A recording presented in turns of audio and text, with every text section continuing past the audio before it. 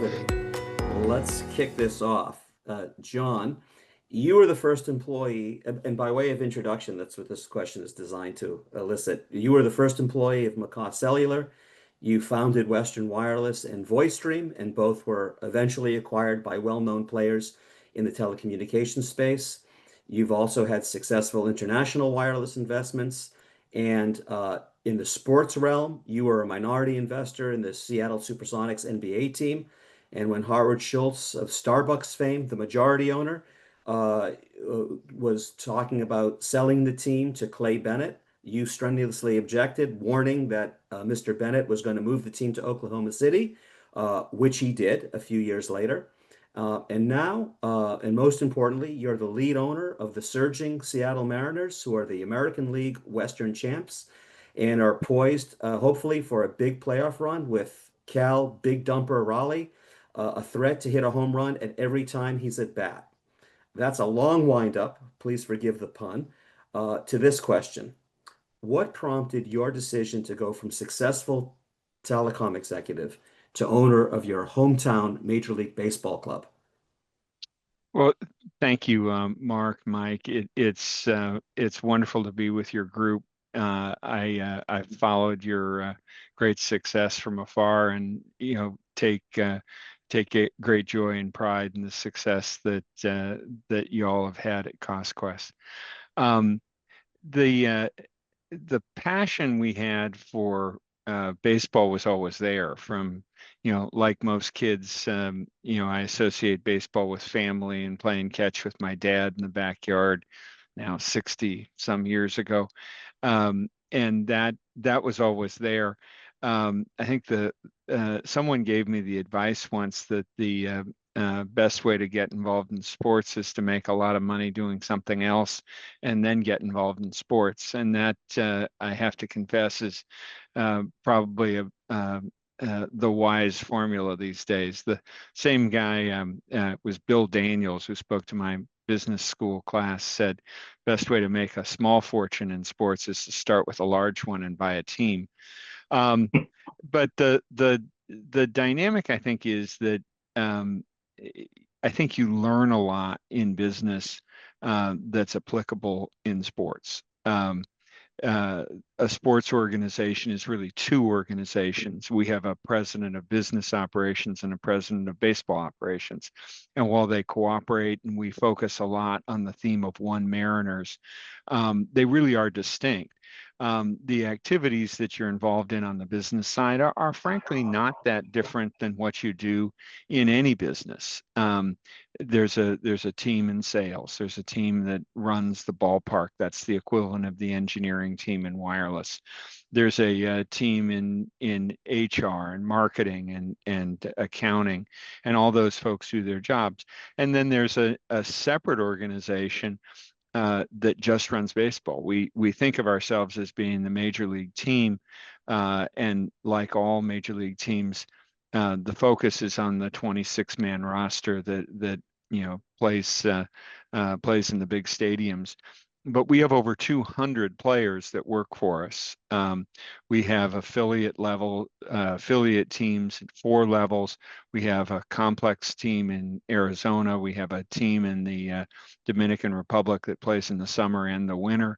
And we have coaches and trainers and nutritionists that work with all those teams. So that's a separate organization. And from my point of view, the success in wireless enabled us to buy the team along with our partners, but it also enabled us to come up with techniques and strategies that fit our situation and enabled us to succeed on the field. And certainly we sitting here on September 30th, we hope to make it to the World Series and to win the World Series. We have to get through Mark's Boston Red Sox in order to do that. I like that. I like the sound of that very much. Um, the book Wireless Nation gives vivid descriptions of your participation in the FCC's first spectrum auctions. Was your decision to jump into those auctions based on data that you had, or just a feeling that wireless was going to explode and you were able to get in on the proverbial ground floor? at what today looks like reasonable cost points. Mark, it's interesting that you and Mike certainly have the history, but the many people don't realize that the auctions were really the third phase of development of the allocation of spectrum for wireless. The first phase was comparative hearings that we used in the top 30 markets in cellular in the early and mid 80s. The government had the desire to create a spectrum auction system then, but the courts told them they didn't have the authority, so they created lotteries. And the lottery process that was used for really markets 31 through all of the RSAs, so the full 734 different licenses, um, created a randomness in the allocation of spectrum. But it also created lessons. We learned a great deal. We learned from that in the secondary market when we're buying and selling licenses.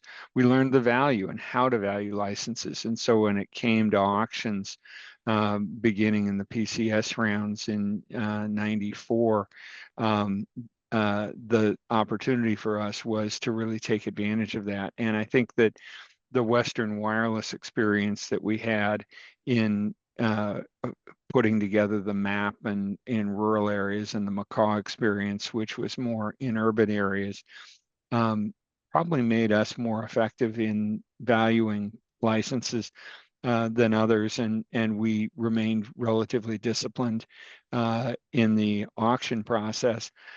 We had a chance to buy spectrum in Seattle in the first round, but the cost in the auction was, I think, as I recall, almost 10 times what it was for markets that we did buy, places like, Portland and Des Moines, Honolulu, and then Denver, which we bought in a private transaction. But in all cases, we got those at attractive prices, and we were able to wait until the later rounds in terms of spectrum in the C, D, and E and F rounds to buy spectrum at frankly cheaper prices than had been in the A and B rounds. Terrific. Uh, Speaking of spectrum, spectrum has been in the news a lot lately, especially Congress just restored the FCC's ability to conduct these auctions. And a lot of the people at our conference here are focused on the 64 odd billion dollars of BEAD money, so-called BEAD money that's being distributed. And the administration, both the Biden administration and the current administration, seems to have a preference for fiber. And I was, as a spectrum expert like yourself, I was curious as to your thoughts on uh, fixing the rural divide with a slight nod toward fiber, given your spectrum and wireless experience. Yeah, the thanks, Mark. And I would punctuate my biography with one experience that you didn't mention, and that is I ran Clearwire for a while before we sold that business, and that um, represented an opportunity to understand at different bands the capacity and ability of those bands to provide service at economic prices. And I think that the experience we've had um, over 40 plus years here and in 17 different countries demonstrates the simple principle that density, population density, and usage density are the most important factors in deciding what the right technology is to provide services. It's, uh, unarguable that the in urban areas that there is value to having high capacity fiber. It is also inherently true that in the most rural areas, places with population densities of less than one person per square mile, that some form of spectrum is a better alternative. Certainly, satellite spectrum and some of the things being done by some of the satellite companies, I think is demonstrates that. Um, but there is a continuum, and it has changed over time with the cost to build out. It has changed with the different bands that are issued. But to me, any good network, a telecom network, um, is best constructed by a combination of fixed hardline facilities, fiber facilities, um, uh, as well as wireless facilities. The what used to be referred to a lot as the final mile um, uh, is often the most expensive, and if you can deliver that service on a wireless basis, as opposed to having to lay fiber, you're better off. Terrific. Well, our friends and colleagues at NTIA have no small task in getting this right. So we give them a lot of credit for their efforts.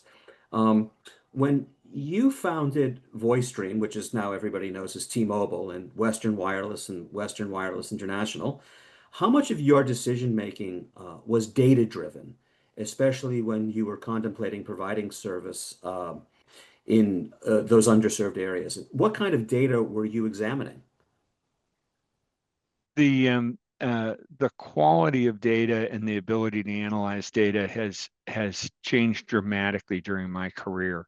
But I think that the experiences that we had in each company that you named, and I'd add Macaw in there as well, laid a foundation for the experiences or the decision making, I should say, in the subsequent companies. More simply put, we like to refer to ourselves as just making new mistakes in each company, so that we made the original sins in at Macaw, and tried to avoid making those mistakes as we started Western and VoiceStream Western International. I guess I would use the international experiences as an illustration of the importance of data. Um, y- you know, we believed that there was an opportunity, a greater opportunity in rural areas in the U.S. than in urban areas, based on some suppositions. But we had the data from the U.S. experience in many cases when we went into lesser developed countries, and particularly countries where uh, you had you had challenges associated with economics. Places like Haiti, Dominican Republic, Bolivia, Ghana, uh, Cote d'Ivoire were all places where there were challenges associated with the delivery of service. But we had the data to know that if you were able to deliver service, that there was uh, a PQ, if you will, a price quantity ratio that would allow us to earn a return on our invested capital and make money. And I think that those experiences were helpful. We certainly made some new mistakes in some of those countries, but in general, we were able to succeed internationally because we had the data on everything from how many customer service reps it takes to service a group of customers to how much how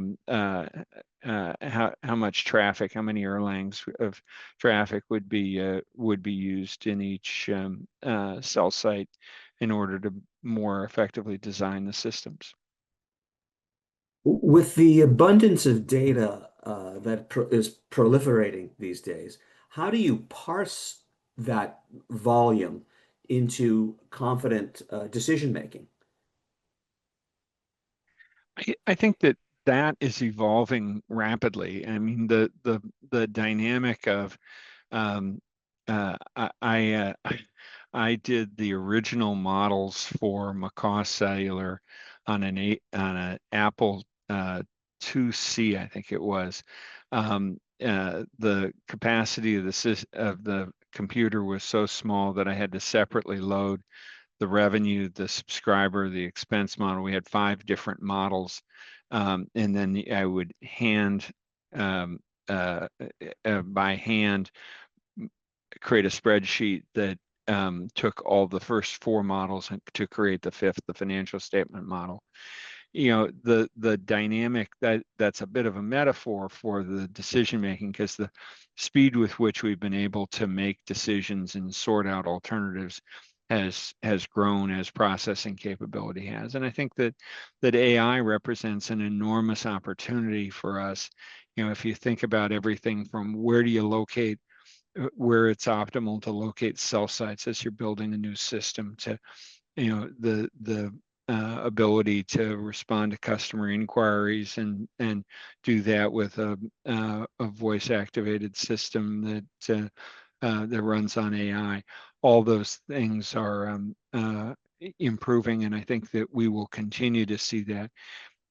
In terms of decision making, I think that we have the ability with uh, the experiences that we've had and the processing capability that we've had and the data that we have to make better and better decisions. And I think that, my impression is that's what your CostQuest organization does for its clients. Very much so. Um, Here's a fun question. At the annual MIT Sloan Sports Analytics Conference this past March, Daryl Morey of the Philadelphia 76ers was asked what intangible characteristic he would like to be able to quantify. And he answered that he wished there was a way to measure motivation. In other words, what happens to an athlete's motivation after he or she receives that big contract? Is there an intangible that you would like to see quantified? Well, I think that that does that. If you can get what Daryl was trying to accomplish, you would solve one of the great mysteries of life as well as sports. It's not as much as we think about the effects of a large contract on athletes. The same thing's true with significant amounts of stock options or restricted stock units in corporate executives. Do they lose their motivation? Do they focus more on their toys than on their job? I think that the other issue with athletes that's interesting is the effect of aging, and everyone ages differently. But age clearly plays a role. There are no 50-year-old pro athletes in the major sports. There certainly are in golf and tennis, but in baseball, football, basketball, and hockey, your optimum age is generally 26 to 30 in terms of your peak performance. If you look across baseball statistics, that generally is when players will have their best years. But there are players. Nelson Cruz is one of my favorite ex-Mariners.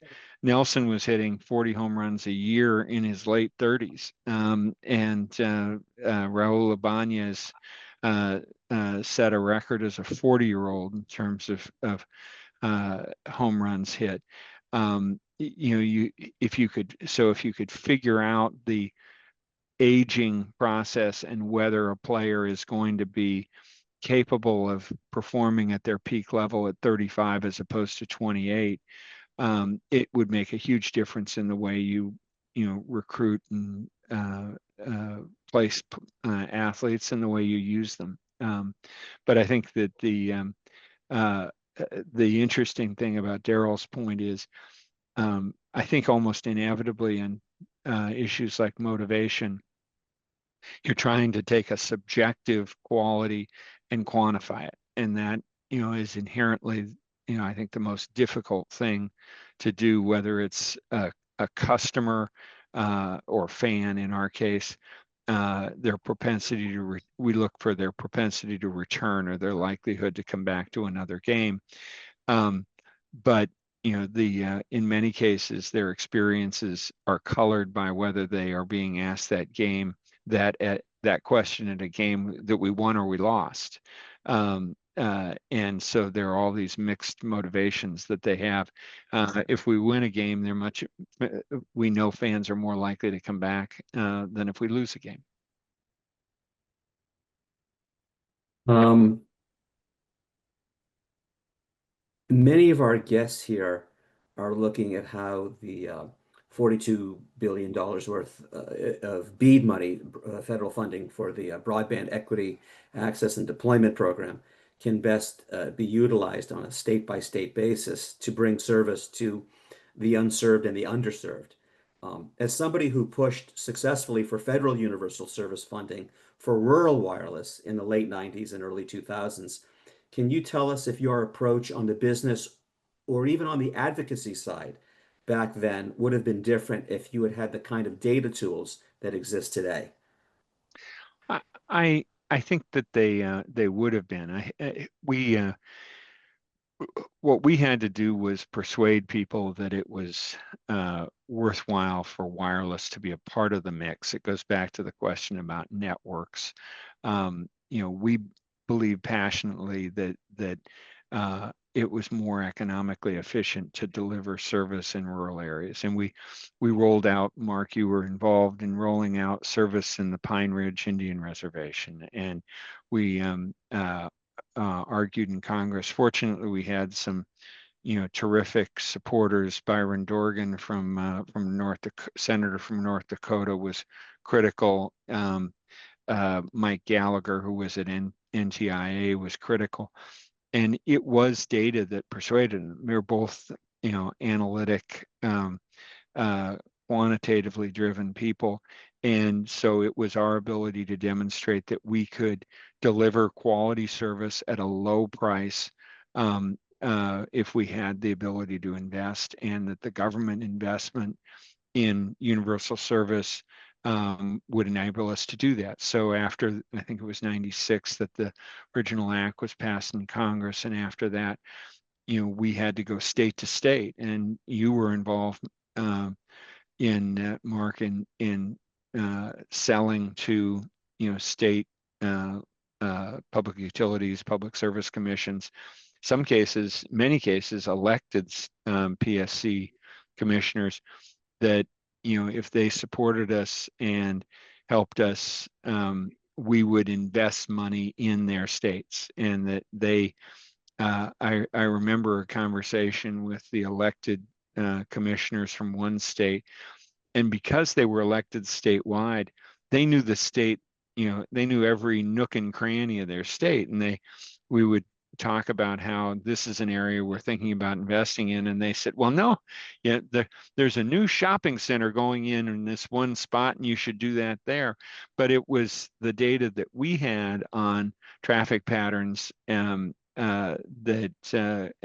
customer movement, customer population growth, that drove a lot of the decision making that we made in allocating capital and building systems. And that ended up, I think, doing exactly what the government wanted with the original universal service program, in making service not only more widely available but more economic. I mean, people forget that it you know I grew up, I'm older than probably everyone else on this call, but in an environment where the government's objective was to basically create average rates across the country. So universal service was often described as the ability for you to call your grandmother in the small town that she lived in, and it was the breaking of that in order to create a competitive environment, particularly in urban areas, that eliminated a lot of the subsidies that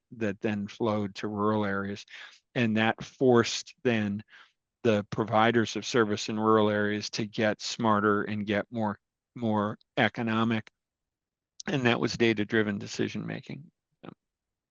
And let me add on, John, as one of the people that you tasked to analyze ETC and work with Mark to give him the ammunition to go to the state regulators and the federal government, we were using fairly rudimentary tools, but making really good data-driven decisions.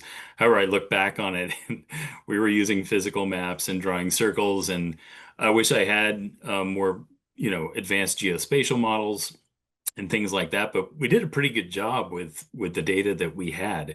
We can do it more precisely now, and we certainly do that. And everybody does that in making these decisions, especially when it comes to a $42 billion program. And that's not just ISPs, but the states that are tasked with doling out the money and making sure it's spent well to close the digital divide. And this will lead me to, I actually have a question that's somewhat related. You at least in baseball, a lot of what baseball historically has been is instinctual, right? Whether it's tactical or strategic management of the club, et cetera. And at times and at times superstitious, right? As a dagger to mark whether it's the curse of the Bambino, the curse of the goat, or what we're facing is, very positive development with Etsy witches here in Seattle. Um, there are times though you're I'm sure tempted to go with instinct, as are probably many people in your organization. But give me an example of a time when you've said, okay, I need to set my instincts aside and go with the data. I think famously, I've quoted him before, but Jim Barksdale, I worked at McCaw Communications before Western Wireless, and I think he said something to the effect of, if we have data, let's look at the data. If all we have are our opinions, let's go with mine. And you've got to kind of set that aside and say, well, let's go with the data. Can you give me an example of times that you had to say, okay, I got to set this aside and I've got to look at the data and say, I'm just using a data decision here. I think that's a funny reminder of Jim. If we're going to rely on opinions, I like mine better, I think was the phrase Jim liked to use. Yeah, Um, yeah, exactly. I think the way I would approach this question is maybe by using a couple of baseball analogies or baseball cases. Um, the Moneyball scene that I always remember was the uh, guys. They were all men sitting around the table talking about how they were going to replace Jason Giambi and a couple other players for Oakland, and they those people, all of which frankly were a little overweight, had decades of experience, but at least the story would be that they didn't have any analytical capabilities. I think they had good instincts, contrasted to the Jonah Hill character that was all about the data. And what we've done, and I would put our results up and suggest that it's good success. We still have scouts. There are a lot of teams that have eliminated the role of amateur scouting, and they rely entirely on data. And we have a lot of really smart people. Jesse Smith runs our analytics group, and that have created a model that takes into consideration all of the data we've got. And the amount of data is remarkable. There are camera systems and tracking systems in virtually every minor league park, in every summer baseball wood bat league, as well as every major college system. So, we have a ton of data. But then we try to reduce the qualitative analysis that is used by our scouts, because it does have value. And I would argue the single thing, it goes back to your question about the Sixers trying to quantify motivation.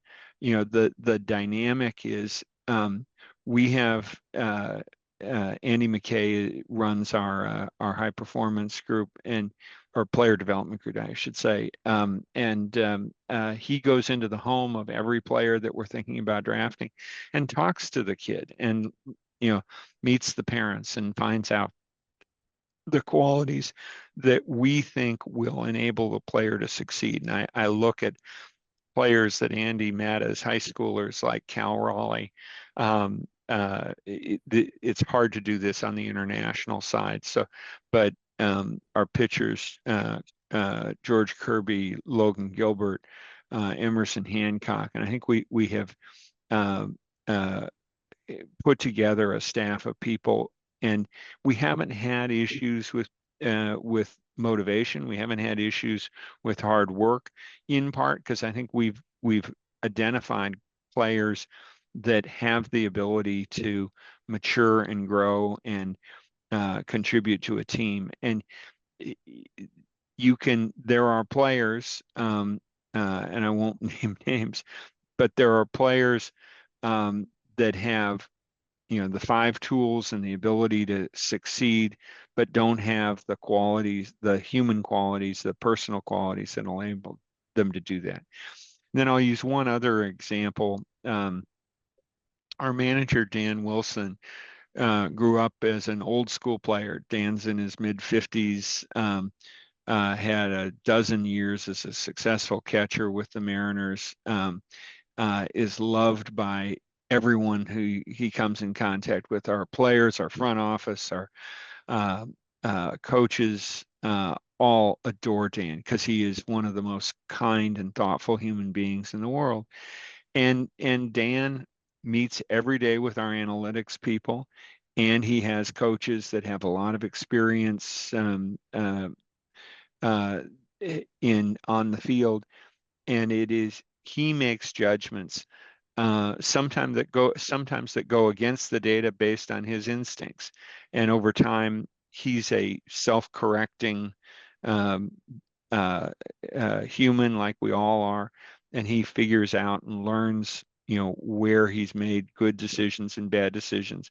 He's only in his second partial year, first full year as a manager, but Dan, I think, has the capacity to look at the data, but he also looks at the human qualities. Is this player going to succeed in this situation? And I think manages our team in a very effective way to take into consideration both the data and the call it qualitative factors. And ultimately, as business executives, that's what we all have to do. Sometimes you have to go against the data, and but if you don't have the data and you're not aware of the data, you're foolish.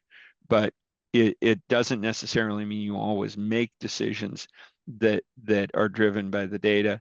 And the one thing I would point out too, everyone has a lot of the same data at this stage, and so it's what you do with that, the judgments that you apply to it that make a difference that I think will enable us to succeed. So, as a follow-on to that, and getting into the more advanced metrics and how we're getting those metrics.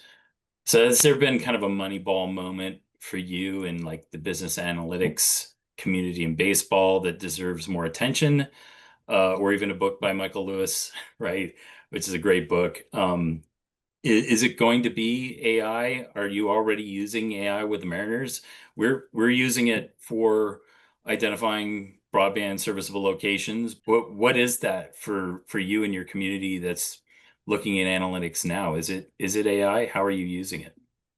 Uh, AI is an important part of what we are doing, and I've challenged both our business and our baseball organizations to incorporate it into more decision making, more analytics.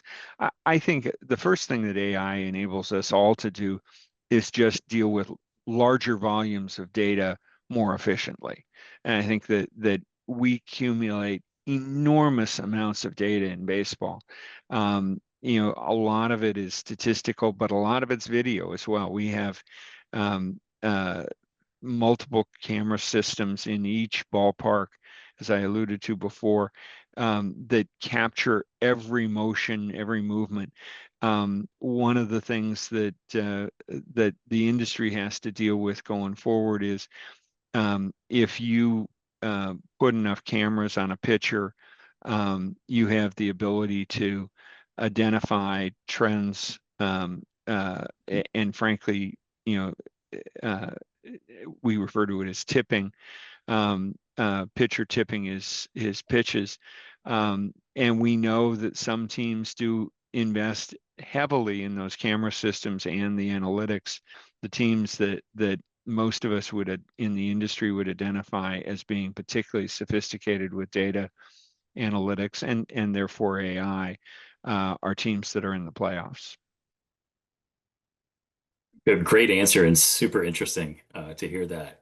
So we'll wrap it up now, John. I want to thank you for your time. What I take away from this is, there's lots to learn about the use of data in making decisions and not relying on the Etsy witches and curses and making decisions based on what we have.